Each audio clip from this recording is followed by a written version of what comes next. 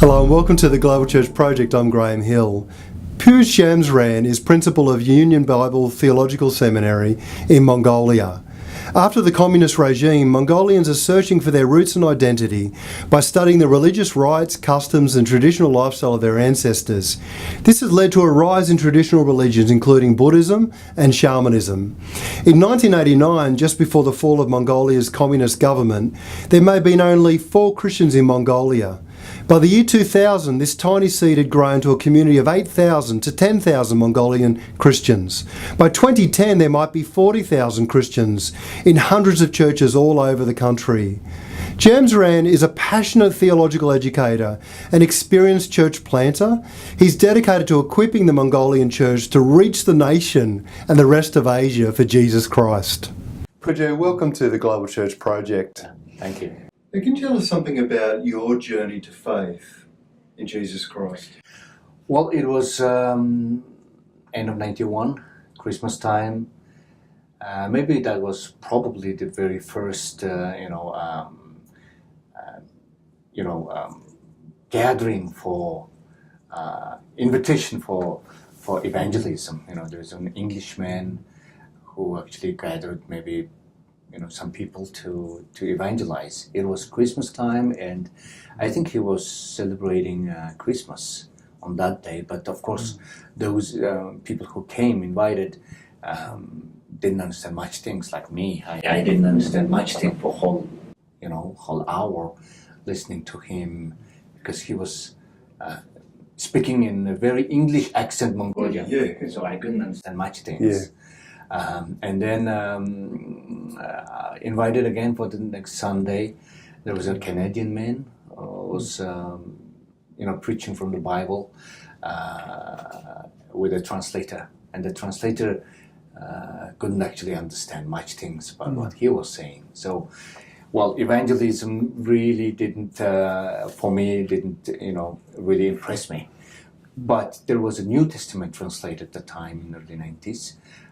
For us. So during the communist time, Mongolia was highly, literate country, 98% at the time. So we could just, get the New Testament and read it. So most of our first generation Christians, read the Bible and accepted Christ. So I'm the same way. And, after 2-3 months after we were invited quite every Sunday, one by one, we have accepted Christ. So I'm one of those lucky first ones who became Christian. In modern Mongolia. Yeah. So most Christians in Mongolia today would be first-generation Christians. Yes. Yeah. Yes. And how does society or families feel about people becoming Christians? Well, Mongolian, traditional system is not like Chinese or not very family-bound kind of society.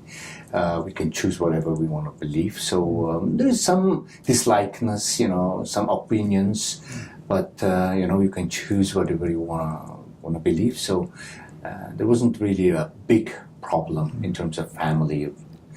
All my family became Christian right after, early 90s. Yeah.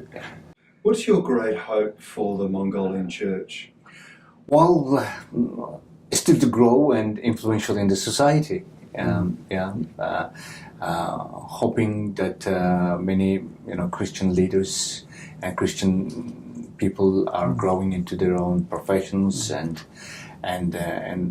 holding good, witness and opportunities in the society. So, how can people in Western cultures, Australians, Americans, British and others, how can we actually support and partner with the Mongolian Church today? Well, early 90s, missionaries should lead because we didn't know anything. But now Mongolians are now preparing and equipping their own leadership. It will be, most of the missionaries today are in a more of kind of empowering and educating position in terms of leadership, not much in the hands-on kind of mission, but more of providing opportunities and empowering leadership in their positions. What do you most love about the ministry that you do? Oh, I love everything that I do. I'm doing now in the ministry. I teach Bible in the Bible school, and then I'm the principal of the Bible school, so lots of administrative work, and it was a great challenge, and I liked it. It's been 9 years now, yeah, and we, as a Mongolian church, we never had a history of Christianity. We never had a tradition in Christian, church. So everything that we would do is always inventions, always new trials, new tries. So it's quite fun. Yeah. How do you see Mongolian Christians sort of adapting Christianity to Mongolian culture? That's something that we are working on. Mongolian culture is not very alien to Christianity. We had lots of historical documents that we had been with Christian presence in our Mongolian history, but not necessarily as a church or community of Christians, but some individuals even in a king's palace. So Christianity, seen as is Western ideas and Western religions in Mongolia still, but I think that kind of stereotype is going away very soon, as Mongolian Christians are expressing our faith in more Mongolian way. After the fall of the communism in Mongolia, Mongolian people are looking to discover their identity and their roots, which has led to exploration of all kinds of traditional religions and things. Right. What do you see happening in Mongolian faith and spirituality today? Yeah, it's a resurgence of Buddhism, and some shamanistic also rituals are coming up. So Christianity is also growing at the same time. Yeah. How rapidly is Christianity growing, or what's happening in the church in Mongolia? Well, in 1990 there was no church, no Christian. 91 there was few, and today we have about 60,000 believers in Mongolia. It is growing, but not as much as early 90s. But it's growing slowly. But most of the emphasis in the church today is on more of Bible study, more of deepening our faith, understanding our Christianity. So 60,000 is quite rapid growth. So there was a period of rapid growth, but now the churches are trying to consolidate some of that growth and development. Right. Yes. What do you see happening in the spiritual hunger, the desire for meaning and faith in Mongolian people today? Well, so it is much higher than it was before. People are seeking truth. People are seeking all kinds of different things, like even New Age, meditation, all kinds of different, maybe Indian, oriented different cultic rituals, things like that. How is the church responding to this fresh desire? Well, we try to be evangelistic as much as possible, and then churches are growing and churches are being planted almost quite constantly. So currently we have over 600 churches. Okay. Yeah, I read somewhere that there were 600 churches, but the vision is to plant many churches, so maybe have 4,000 churches by 2020. Is that right? Is that the vision? That was the vision. 2020, we want to reach 10% of the population, which maybe reflect in 3,400 churches. Still, we are working on it, evangelizing and encouraging people to plant new churches. Yeah, and what are some of the things that the Mongolian Church is doing to plant these churches and to reach these kinds of goals? Bible study, Bible school training, small trainings, seminars on mission and evangelism, and inviting people to be part of, evangelistic trips, so even, moving their home to move different places to actually start new churches. Yeah. Yeah, when you're planting a lot of churches, you need a lot of church planters, I suppose. Right. And what role is the college playing in developing these church planters? Well, we are, since we have started, we have graduated 600 over graduates, and many of them, most of them actually, are still in the ministry, and then maybe half of them are maybe doing a pastoral role in the churches, and maybe some of them became missionaries within the country. Yeah, so training is very important now.